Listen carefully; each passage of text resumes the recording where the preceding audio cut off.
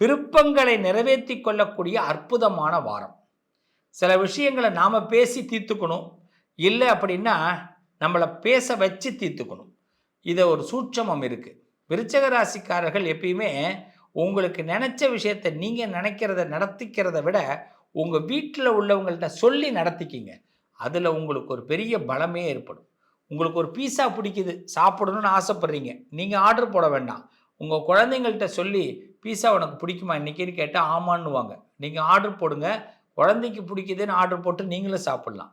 இப்படி ஒரு நல்ல விஷயங்கள்லாம் இந்த வாரத்தில் நடக்கும். மனசுக்கு பிடிச்ச மாதிரி சில நல்ல நாட்களாக இந்த வாரம் கடக்க போகிறீங்க. மார்ச் 1 தேதிக்குள்ள எதிர்பார்த்த பண வரவு, பொருள் வரவு, நல்ல தகவல் வந்து சேரும்.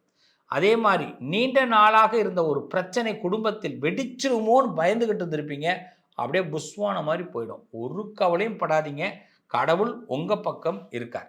அதே மாதிரி விருச்சக ராசிக்காரர்களுக்கு புதிய நட்புகள் மூலமாக நல்ல முன்னேற்றம் ஏற்படும்.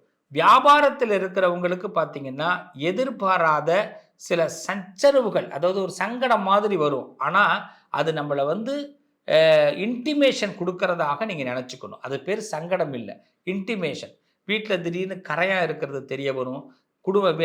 ஆஃபீஸில் பார்த்தீங்கன்னா ஏதாவது ஒரு பேப்பர்ஸ் இப்போ கீழே விழுந்திருக்கிறது தெரிய வரும். நம்ம ஏதோ மிஸ் பண்ணது தெரிய வரும். இதெல்லாம் இப்போ தெரிய வரக்கூடிய நேரங்கள். ஆக இது நல்ல நேரம் தானே தவிர உங்களை எதிர்காலத்தில் காப்பாற்றுறதுக்கு இந்த வாரம் மார்ச் 1க்குள்ள ஆண்டவனே உங்களுக்கு சில சூட்சமத்தை அருமையாக வகுத்து கொடுக்குறார்.